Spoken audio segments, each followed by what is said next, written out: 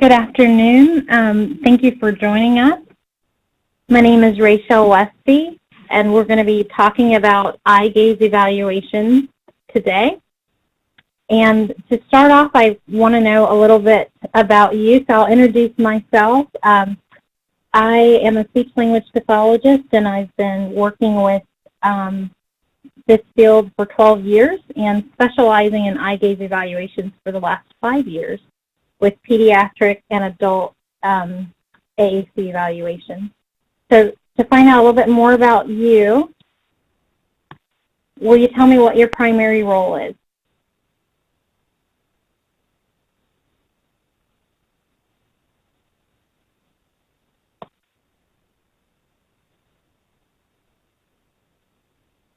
So that's great. I'm getting some responses from AT specialists and SLPs and a PT on board. Thank you. So if you haven't completed that question, just go right on ahead and do that, and I'm going to keep going. I want to know if you currently do high-tech evaluations, such as eye gaze evaluations.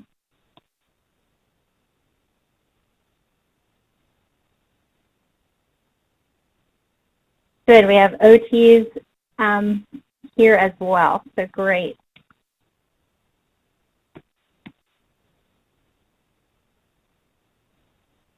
Okay, so we have about a little less than half of you currently do AAC evaluations, and the majority of the group for eye gaze, and the majority of the group doesn't, but welcome everybody. So I hope knowing that will kind of help me keep moving this conference along to where everyone learns something today. Okay. So as we go along, I want to keep in mind some helpful terminology when it comes to eye gaze evaluations and access method. When that is mentioned, I'm referring to how is the person interacting with their device, indirect selection versus direct selection. Other helpful terminology is calibration. That's referring to how successful you can get the device to calibrate or pair with someone's eyes so that it can track what they're looking at. Track box, track window, track status. One thing that you're going to find is every eye gaze company who makes these types of devices may have a different name for the same thing. So the track box or track window or track status, if you hear something like that, it's referring to a screen that you look at that will tell you where their eyes are in reference to the distance they are, that the computer is from the person, or certain devices might have a window, whether it's visible or not, a window of where their eyes are, and so to check that, you'd be looking for the track box or the track window or status bar. Input method is referring to how the person's accessing their device. So anytime you changing from touch to a different type of access method, most devices are going to call that the input method that you're changing. And so when you're doing AAC evaluations for eye gaze, you'll be changing it to the eye gaze option for that device. Okay, and so feedback with most devices, when you are looking or selecting with your eyes, the person is going to require some type of feedback to let them know that they selected what they wanted. So that feedback could be visual. It could be a clock or something that kind of dials around, or it could be a circle, a dot. It could pulse. It could be auditory, where it makes a sound, a click. Or another visual feedback method for eye gaze could be highlighting. So it may highlight the whole button or just the border of the button. Okay, and then activation method or selection method. And again, those words are going to change based on the device that you're using. But what that is referring to is how is the person going to select? It's still direct selection if they're using dwell and blink. Indirect selection is switch, and you can use a switch with eye gaze if necessary. Most funding sources aren't going to pay for both the switch and the eye gaze device. So if you find someone who works best with eye gaze and a switch, you might have to find a way to cover the cost of that switch, or the person would have to do that. Okay, so we're going to move along. So it's very important to rule out, to know or ask yourself, have you ruled everything out? When you're talking about access method for eye gaze, you have to prove that other methods won't work for accessing their device. So have you thought of everything and have you tried everything? Because when you're looking at a funding source, they're really only going to pay for eye gaze if that is the only option. And so you're thinking, I have a picture of a student here or a person, so you're thinking, head, arms, feet. Feet are a good access method if that's what someone can use. So again, what you want to think about is consistency. Can they use that access method consistently? So I do a lot of work with people who have ALS, and consistently they may not be able to hit the switch because of muscle fatigue, because their muscles are dying. So consistency is important to my documentation and to the evaluation. If I know that they cannot consistently access that access method, such as, let's say, scanning with a switch, I know they can do it maybe part of the day, not all of the day, or just during my eval, but they can't do it for every word in a conversation, then I know I can rule that out. So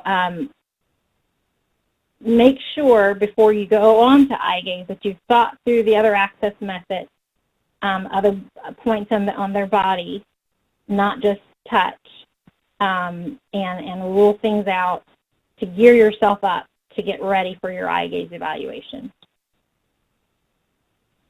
So I've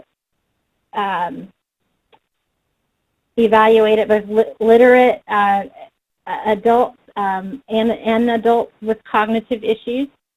So that type of evaluation, when it's an adult who's literate and who has good cognition, that type of evaluation looks very different from a child or pediatric setting. Okay. So when it's a literate adult, they can read, and write prior to needing eye gaze. You're looking at doing the evaluation and funding it. A lot of your use of the device is going to happen during the treatment portion after funding. A lot of their practice, a lot of their trial, so to speak, but it's not really a trial. They don't need to try things as long as during your evaluation process is the point there. When it's a child or a pediatric, you're evaluating and evaluating and evaluating. A lot of the use of that device is going to happen before and after you fund it. So before, you're going to probably feel like you're constantly evaluating. And there's really not a great way of evaluating for eye gaze with a child all in one session. You are going to take multiple sessions to do that in, to find the right fit for them. And it's probably going to take a trial depending on the funding source, of course. But then when you have treatment, you're doing a lot more to help them develop that language on the eye gaze device. So when you're prepping, again, the most important question that you can ask yourself is, did I examine the validity and the use of all other access methods? You're going to consider the language system to make sure that you have appropriately feature mapped or matched the language system to the adult or to the child, with the end goal for the child being that they're going to be able to use it for the language that they're capable of right now, but it's something that can grow with them as they progress in their language skill and ability. You want to have multiple devices ready as you're prepping for the eval. So if you don't have, maybe your clinic or school only has one type of eye gaze device, make sure you're contacting the reps and letting them know when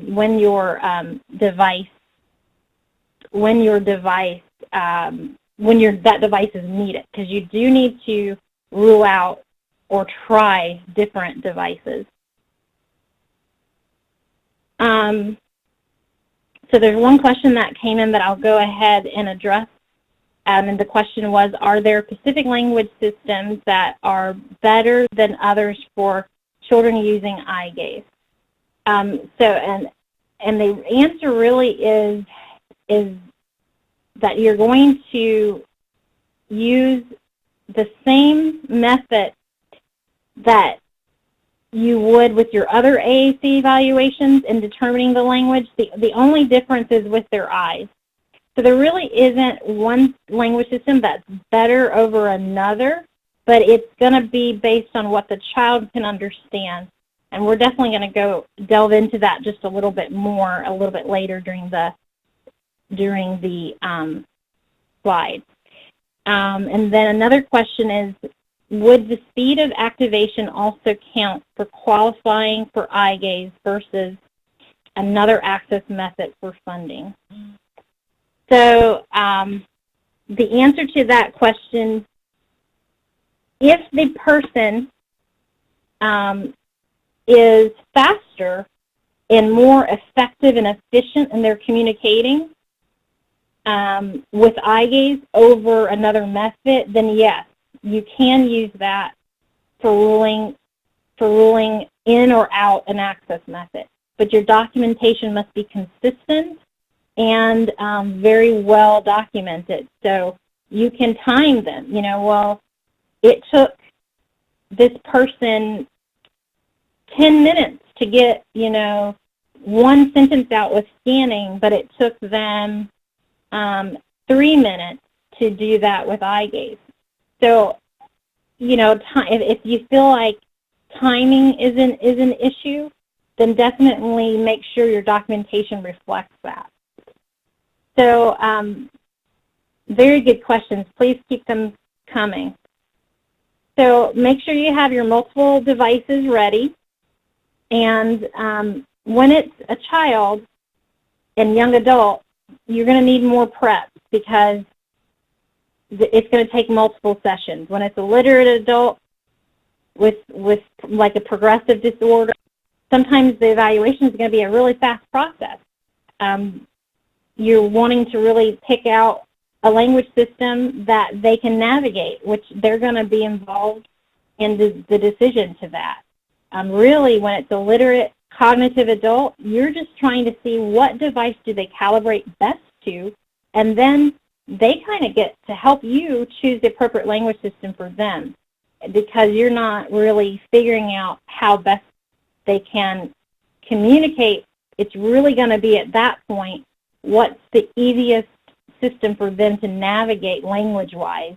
What system allows them the fastest way of communicating or the most effective way of communicating. And at that point, it's kind of a personal decision that they can aid you in making. But more prep is needed prior to or pre-evaluation on your part, because you have to be ready with all of those language systems for that literate adult to show them right off the bat, or the different ways of accessing language. You kind of have to have everything ready to go, because they're ready to choose kind of instantly when it's a literate cognitive adult. So again, that's why I go back to that little diagram, that a lot of adult users, their use of the device is going to happen maybe treatment or after funding. But pediatric, you're going to be spending a lot more time before you actually fund the device, using it to find the right fit.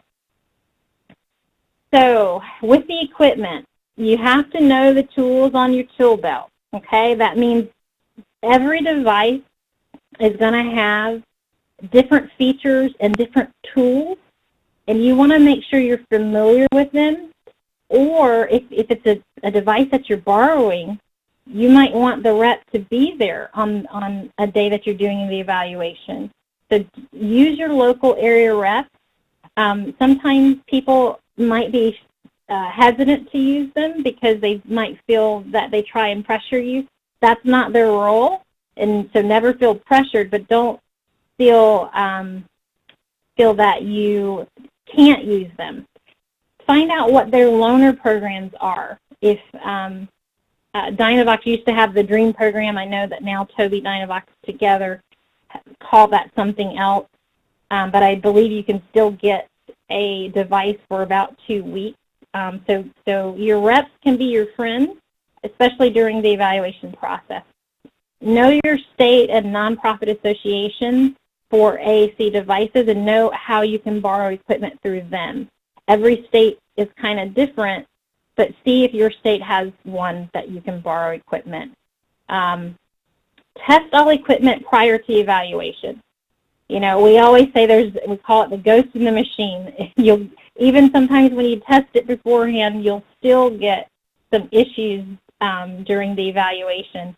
But if you test them beforehand, you'll feel more comfortable, and then maybe something like an update won't interrupt your eye gaze evaluation.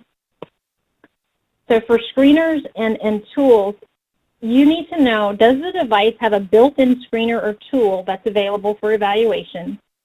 And create your own, and you would need to know how to do that if you wanted to create your own. So choosing the right tool based on what information you expect to gain or that you need to gain. Is it, again, are you looking at eye gaze because of someone's physical capabilities? Are you looking at a certain language system because of someone's cognitive capabilities? Language systems and skills on a device, you can still use a device with eye gaze even if the person is at the visual seam level of communicating. That's still possible. So you need to know, do I need to have multiple language systems available? Do I need to have a grid user, maybe with seams mixed in? So keep that in mind, because you want all of those in a area of the device that's easy for you to get to. Excuse me, some devices have a user, like an evaluation user. Maybe that's something that you could ask your rep about. Do you have certain pages that you use during evaluations that I can have a copy of? Or they might be able to show you how to kind of create an evaluation user so that every time you do the evaluation, you have all of these pages or page sets right there and ready to go in your evaluation user area. Okay? So remember, choosing the right tool also means matching the appropriate documentation. And we'll really go over that more for any of you taking the next part of this where we talk about that funding report. Okay, so screeners and tools. When it's a literate cognitive adult, this particular screen is from an eye gaze system from LC Technologies. And it's just to show you when it's a literate cognitive adult, you can just pull up a keyboard and ask them to go row by row, so after calibration. And what you're doing is just making sure they can access the top of the screen, the bottom of the screen, you know, the middle.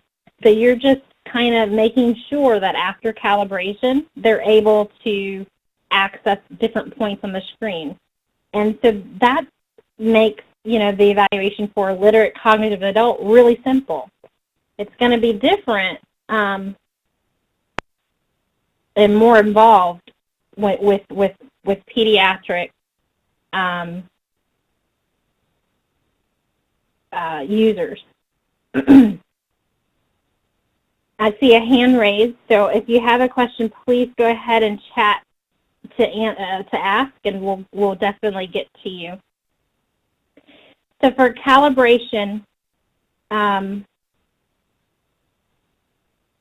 you have to know both the internal and if there's any external tools.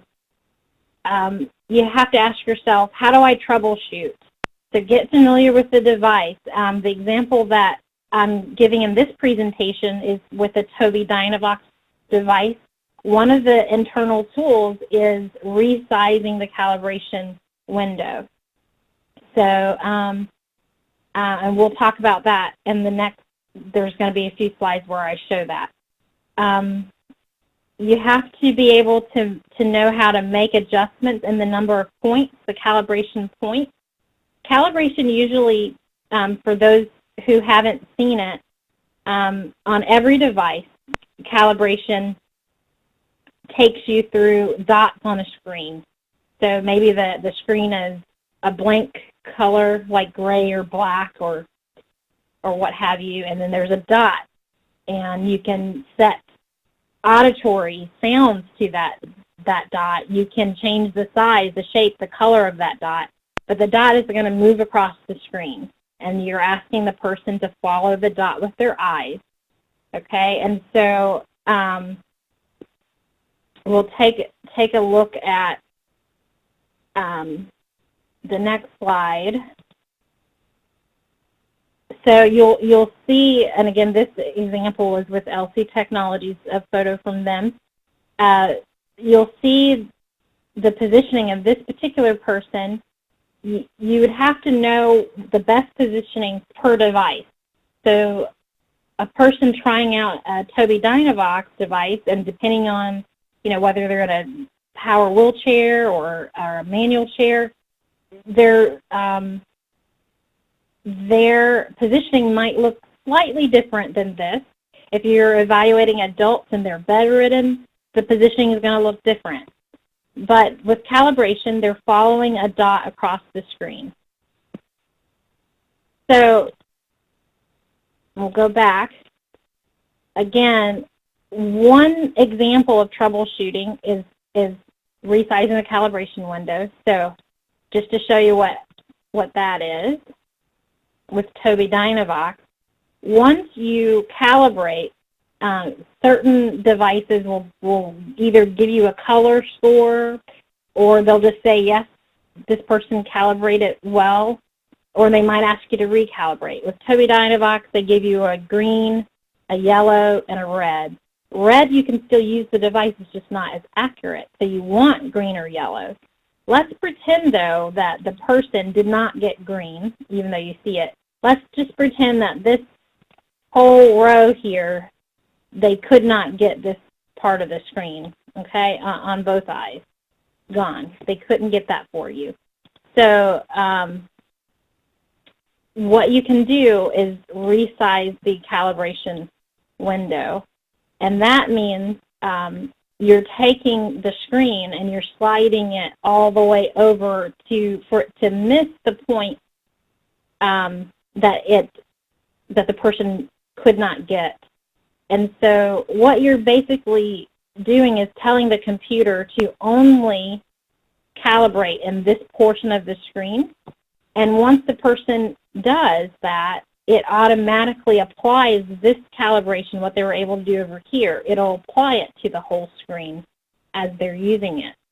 Now, I'm not that much of a techie person when it comes to how they make that happen, but it does work, and I've seen it work very well, so that the person can still get what's in the bottom right corner, even though they weren't able to originally calibrate to that bottom right corner. And you can, so my example, I slid the screen over, or resized the calibration window over to the left, but really you're able to do any direction that you want to. So if they couldn't get the bottom row, I could have slid it up higher. And so that's kind of a tool that is built in. Now, not every device has that particular tool, so you have to really learn what are the tools per device that's going to help me when I can't get that person calibrated. And then on that slide, I did talk about external tools. That is really going to be positioning of the person.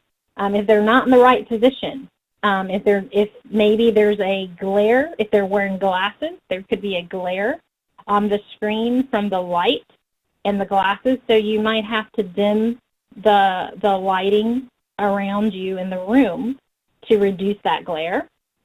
Trifocals and bifocals, historically have a problem with eye gaze users. So even though the eye gaze devices are improving every day, you might still have some folks who are having a hard time calibrating when they're wearing trifocals and bifocals. If you have someone who's doing that, I would ask to, if they have readers that they use occasionally.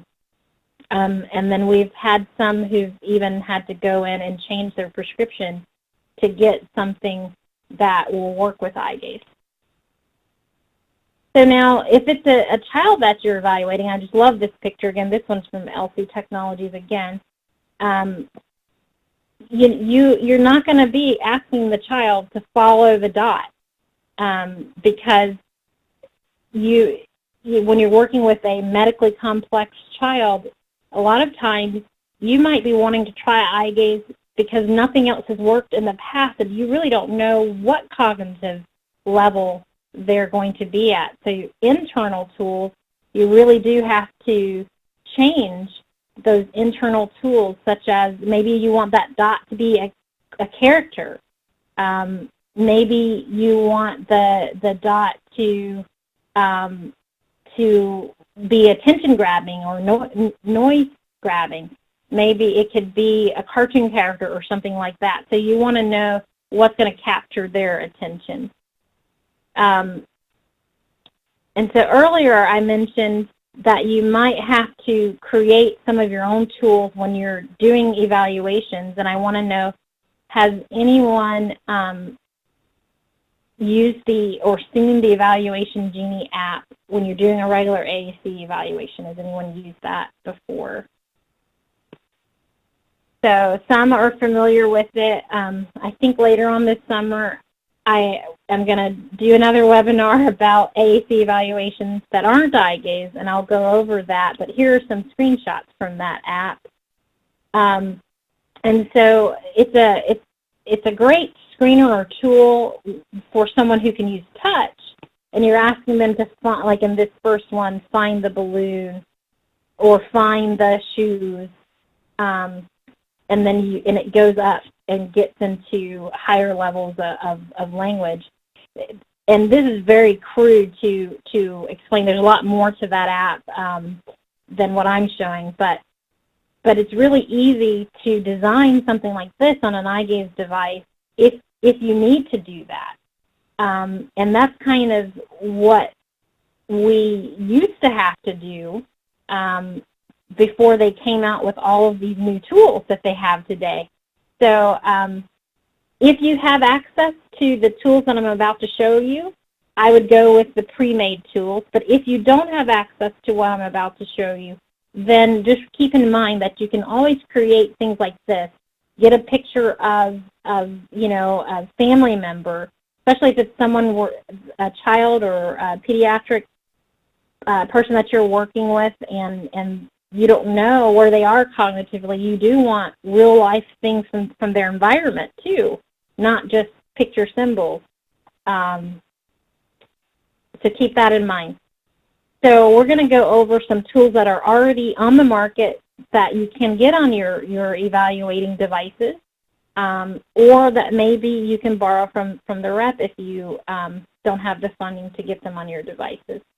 The first case study that I have, this little boy, I saw him he had TBI and anoxic brain injury. He was nonverbal except for cries. During most of his therapy sessions, would keep his eyes closed, but he would open them for changes in his environment. So, you know, if there was a familiar voice, like his parents, light, or a new sound, then he'd open his eyes. You know, speech and OT, we were working on activating toys with a switch because he could grip a switch to activate something, so we were using a grip type switch. But he couldn't let the switch go, so the release of the switch was the problem. He could get the switch going, but that was about it. So we wanted him in goal communication, of course, and just participation. We wanted to see where he was cognitively. What are some of the challenges to eye gaze when you're working with such a medically complex person? You know, having your favorite tool, that is a challenge I think that could be said of all of us, because you can't always use your favorite tool, especially when it comes to eye gaze. You really, or any AAC, I think, eval for that matter, you can't be married to one tool because it's not ever going to be one size fits all. Another challenge is that old belief that yes and no have to come first. Well, I have to see where they are cognitively before I can recommend any tool.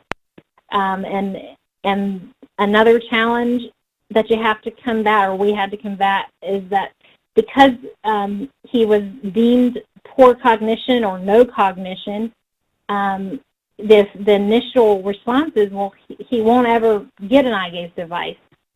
And so those are just three things, the challenges we had to combat. So we're going to look at Sensory FX, which is software by Sensory Guru that we did with him, and also the next case study that I'm going to share after. So here we go. This is just a sensory type of cause and effect, if you will. So the screen is black, and when he interacts with it,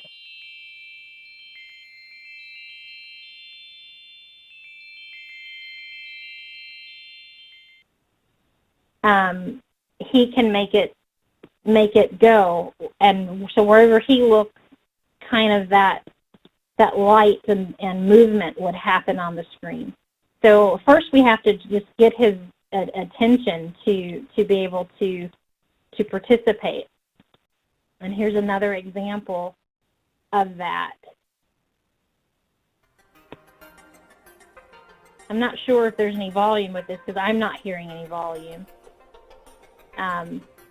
But not only are there lights and sounds, but there's also volume. I see another hand is raised. So if you have a question, please do type it in and we'll answer it. This particular one is more cause and effect, and he loved it because he could whack something and get an immediate reaction.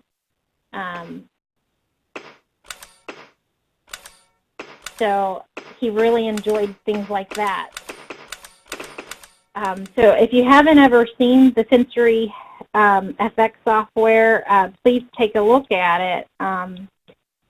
It is, I think, quite expensive to purchase on your own. So one thing you can ask your rep is, when you're borrowing a device, is do you have Sensory FX? When it's a Tobii Dynavox rep, they should have the rights to that on their personal devices that they can bring to a session.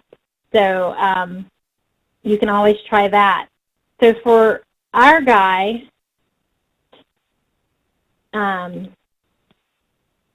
let's get back to what he was able to do. He was seen in the clinical setting. We use eye gaze as a multimodal approach to his treatment goals. And we started with this eye gaze training software, Sensory FX, and it utilized cause and effect activities. He progressed to simple photographical or pictographical ID, so something like this.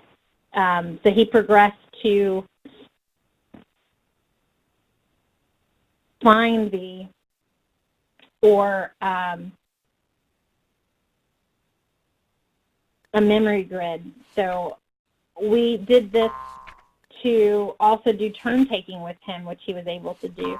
Another question is, would you do the calibration with this person first, or do you just get started? So when it's someone who is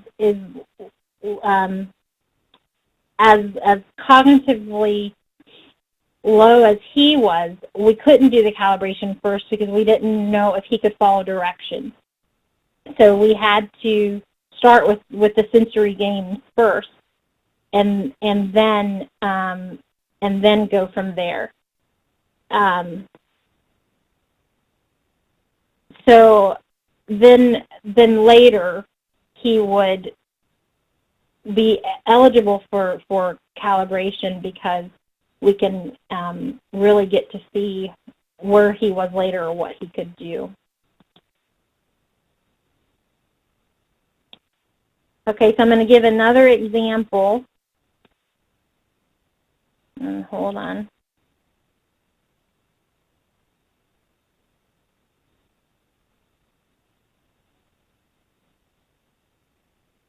Okay, so this was a 16-year-old with Rett syndrome. Was never able to communicate when she was younger, had the ability to hit a switch, but lost that purposeful movement. So a lot of flailing of her arms, but not purposeful movement or volitional. The school IEP team wanted to discontinue her services completely, and basically she was at school to participate in activities, but not for learning. She can laugh, and the first thing I noticed when I went to see her is that she could follow you with her eyes. You could put a toy in her lap. She had some sensory toys, and she could hold it in her hand, and when she's done, she just would drop it. That would signal that she's all done. So communication was the end goal, and the challenge here was that she was being basically told no. They were ready to discontinue the IEP because they felt that no progress, could be made. So it was kind of, go straight to jail, stop, do not pass, eye gaze, So what we did with her was try again some of the sensory things with her. Bottom row.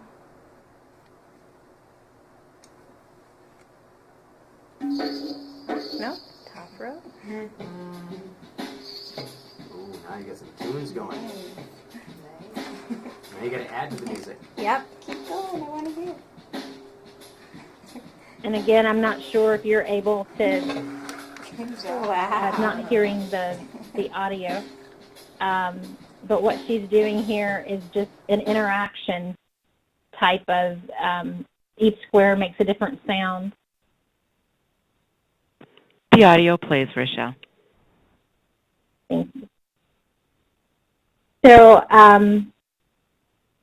with Emily, what we were able to do that same day was really discover that she could not only interact with the software. The one that she's looking at now is colors, and there's two different blue. There's a light blue and a dark blue. And she was using a lot of the light blue in her coloring, and we just asked her, I don't like light blue. My favorite color is dark blue. Just kind of an indirect cue. We didn't directly say, hey, find the dark blue. It was a very indirect cueing, and she was able to pick dark blue on her own, just from that comment and conversation. And they were really, really, really shocked that she was able to do that. And I had another video on her. If I see it later, we'll play it. But Emily, the other video was published, which is why I'm going to say her name.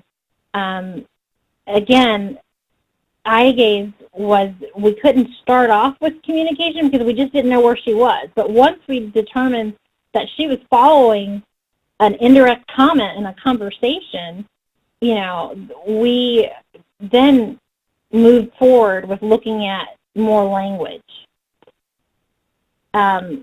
So another tool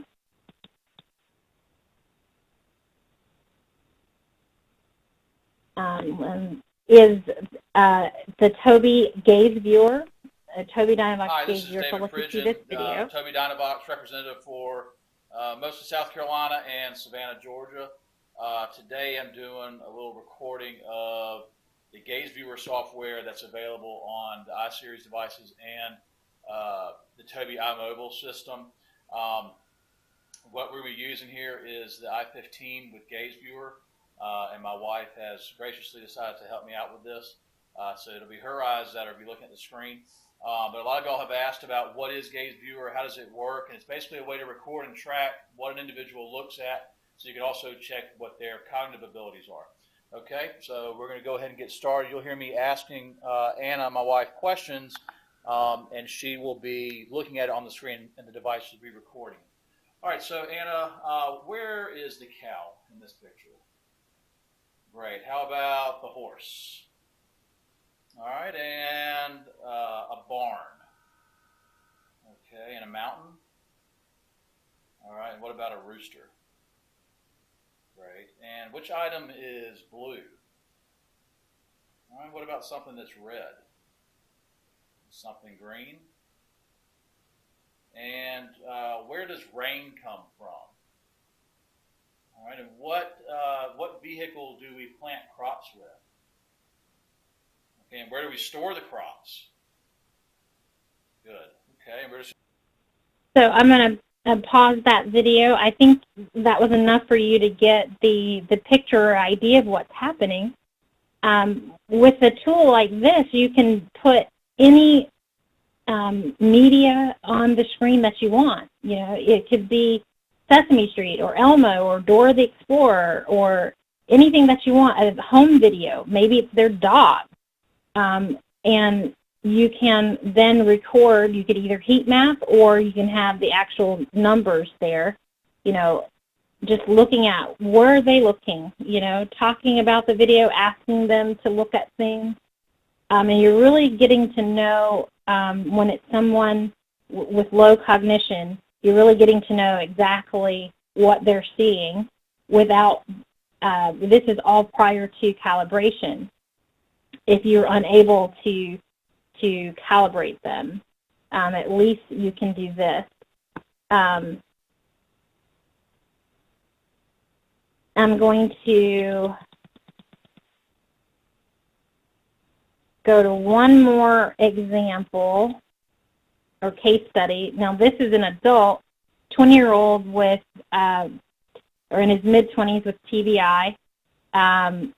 So he was going to the VA because he's a veteran for rehab services, but was very uncooperative, often yelling, hitting, lashing out, very limited speech. with correct prompting, and a whole lot of prompting, he can correctly respond by mouthing out words, but you can't hear him above a whisper. He tends to nod his head yes for answers, but he bobs his head most of the time.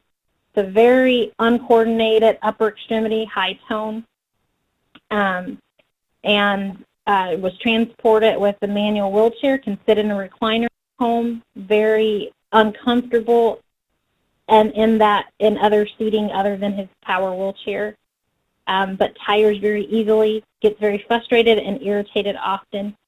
The mom is not giving up. He lives with her at home, and she's bound and determined for him to communicate.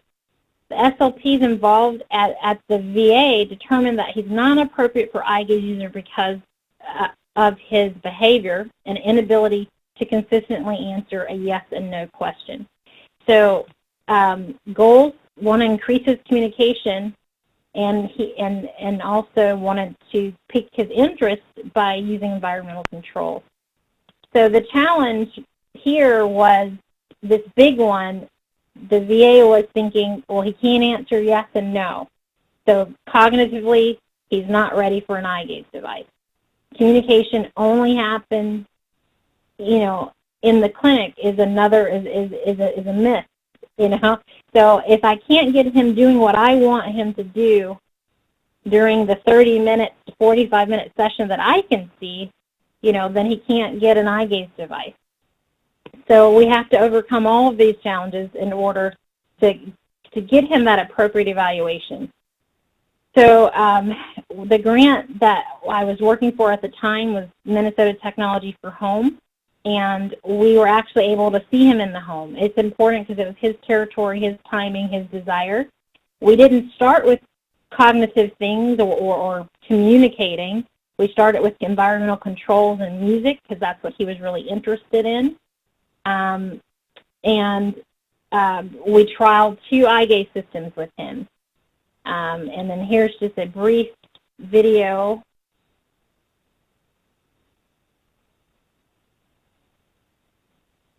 Back. Go back. Fabulous. That was very good. Can you go to I need? I need. Awesome. Can you go over to snacks for me? Go back. Oh, let's try it again. Let's go to I need. Perfect. Now go to snacks. Snacks. Fabulous. What would you like to eat? Chips. Chips? You think we should get you some chips? So he was really interested in food and music, and so that's how we started with him, just to get his interest going, and then moving on to finding a more appropriate language system.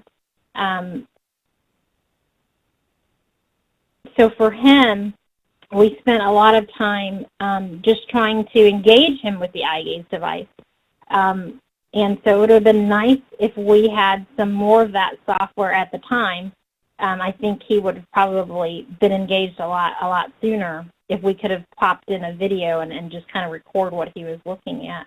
We could really see exactly what his eyes were doing.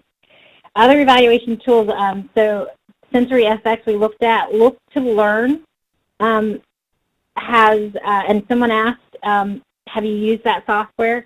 I think any of these types of software that you see out there are great to use, and Look to Learn certainly is another good one, and I think it's probably more affordable than the Sensory FX.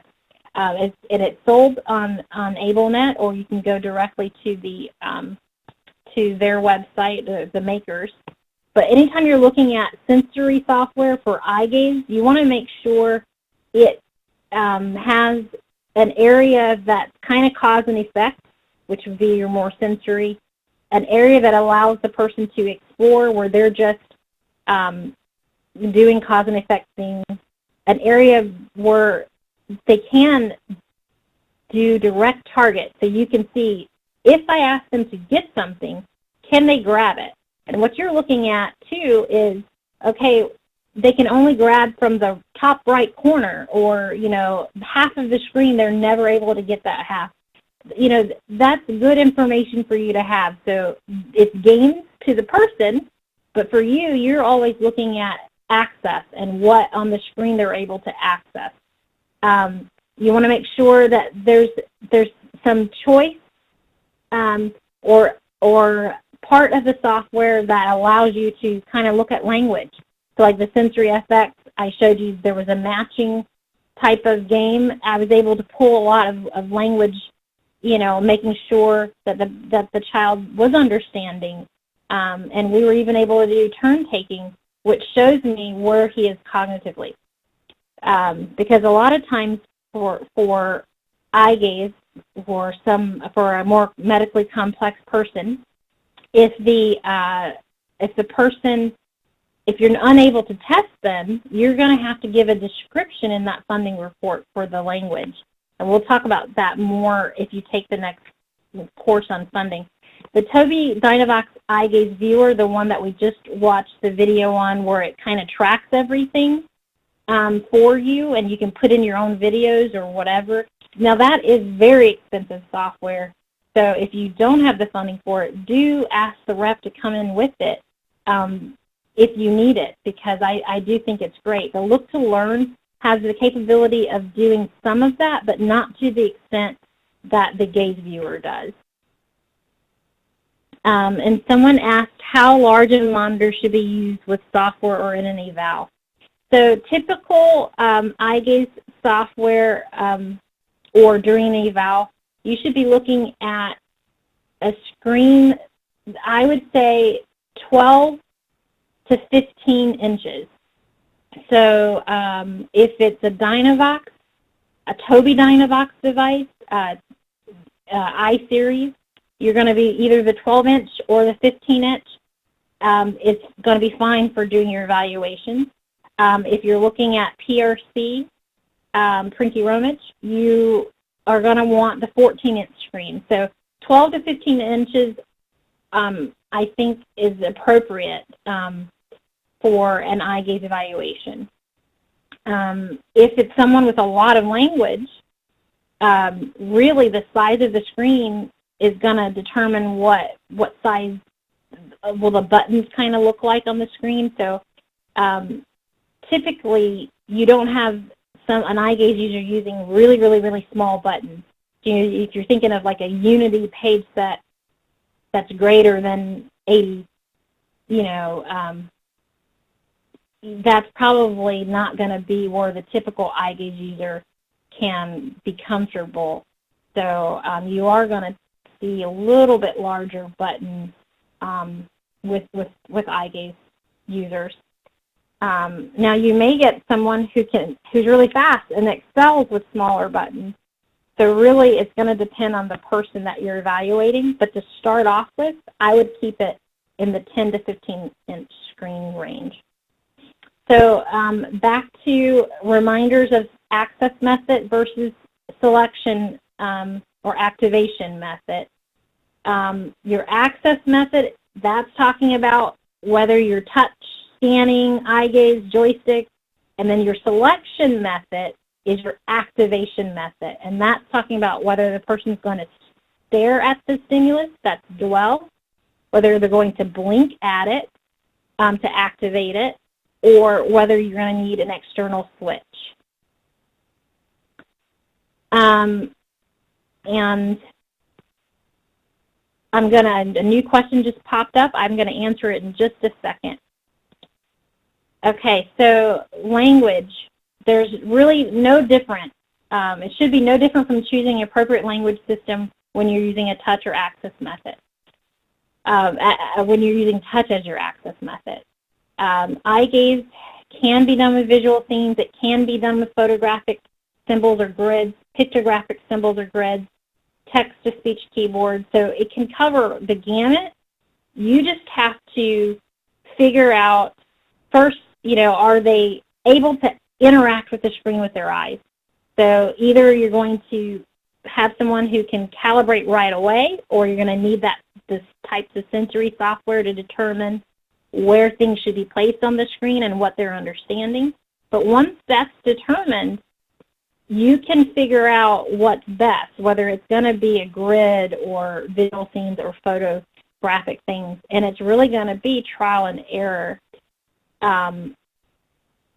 So then remember that you're evaluating for the best language system that the person can currently use. Not that, you know, a year from now, 2 years, 3 years from now, I want them speaking in whole sentences and able to write a paragraph. You want to choose the best system that they can currently use that's going to allow for growth. You don't want them stuck where they are, but you want the system to progress with them. So making sure that you're choosing something with good options for language growth. But you want to choose something that they can immediately use. Okay, so funding report. Oh my. That's kind of what's next. And so when you're doing the evaluations, you have to keep great records. Because when it's a pediatric client, you're probably evaluating for a few sessions or if not weeks. So making sure you're documenting everything. A large area of importance for eye gaze devices is stating why other access methods do not work, and you want that documentation to be consistent throughout the report. In order to do this, your evaluation must cover other access methods, or you must have tried them in the past with the person. So join us next time we're going to delve into particulars of that dreaded funding report, hopefully turn those frowny faces upside down and smiley faces when you're thinking about that funding report. So we're going to talk more about the evaluation in the next presentation as it relates to the funding report. So a lot more to do with their physical capabilities. We're going to hit that as well. So now I'm going to answer some of the remaining questions. And while I'm doing that, while I'm answering questions, I'm going to leave. This is the first reference screen. Okay, so one question was, for a person with a coordination disorder, eyes have poor coordination. Is a bigger screen better than the smaller screen? Or does that depend on the person? So yes, it does depend on the person. What I must say is, so I'm just going to give an example of nystagmus. You might want to find out if a device has a certain setting that might combat some of the issues that you have with nystagmus. And I believe LC Technologies has something that they can try with people who have nystagmus. Now, other than that, I would just try both screen sizes if you can get access to different screen sizes just to see. One thought is that so just for an example, the Tobii Dynavox device where you have a 12-inch screen and a 15-inch screen, you know, if their eyes don't travel very far across the screen, if the range of motion is different, then maybe you do want a smaller screen than a bigger one. So it's really going to depend on what you see, and you might just need to have both sizes available if possible. Have the rep come in with both sizes. So one thing that I can say about nystagmus is that sometimes people tell me that their nystagmus is worse or less in a certain position. And so I just caution you to be careful about that because eye gaze is really designed to work in a certain position. You know, it has to be a certain feet or distance from the person and kind of right in line with their eyes. And so making it work in a different position other than what it was intended might give the person some minimal success. However, long-term success it's not really a viable option because either A, the positioning is going to be where it doesn't really mesh up with the device very well, or the positioning may hurt the person. So, for instance, there was someone I was working with ALS who felt like their nystagmus was better, or their eyes moved less when they were looking down. But think about the pressure on their neck to always be looking down. So even if we could have mounted it that way, that's not really a viable option for eye gaze. So for him, high tech wasn't always the best tech, and we used a communication board blown up at CVS or Walgreens, and we blew it up on his ceiling, and he was able to use a laser pointer and communicate with his mom in bed that way. So while he was lying in bed, where he spent most of the time and where he was in a position that was most comfortable. Okay, so the next, and I hope that answered your question. And I guess the last thing, because I know you asked about another disorder, the last thing I can say about other disorders, there are going to be some disorders where your eyes are compromised and eye gaze isn't an option, or it isn't the best option. And for those people with limited movement, you may want to examine something such as a neuroswitch, or something that's more brain interface or neuro, which is new technology, and I think that's improving every day. So eye gaze sometimes isn't always going to be the answer, unfortunately. Okay, so if a child has limited vision, is there a rule if eye gaze is a good option? That's another good question. There isn't a rule, so you would really have to determine what it is they could see. If you already know that their vision is limited, trying something like that Tobii Gaze viewer, where you're actually able to record and take data on what they're able to see, is a really good tool. I know it's an expensive tool, so maybe just contacting the rep, because they have access to that tool, and say, I have a special case. Do you have this on can you come in and let me try that tool with you, and really see where the child is looking, and if it's someone that you can really interact with and have them look at certain things, and communicate with them while you're doing such a video. I think that's going to be really important, because then you can design a page in their visual field. So if you have a child with neglect, on one side, and they can only look at half of the screen, then you have to design a communication page that's only going to be on that half of the screen. So you can really cater it to them, but before you rule it out, try something like that software. You guys asked really, really good questions. I'm going to pull up that next reference slide. Some of these references also go with the next presentation. So I hope you all are able to join me for that. And if there are no other questions, I believe we are a little over time. So we'll conclude for today.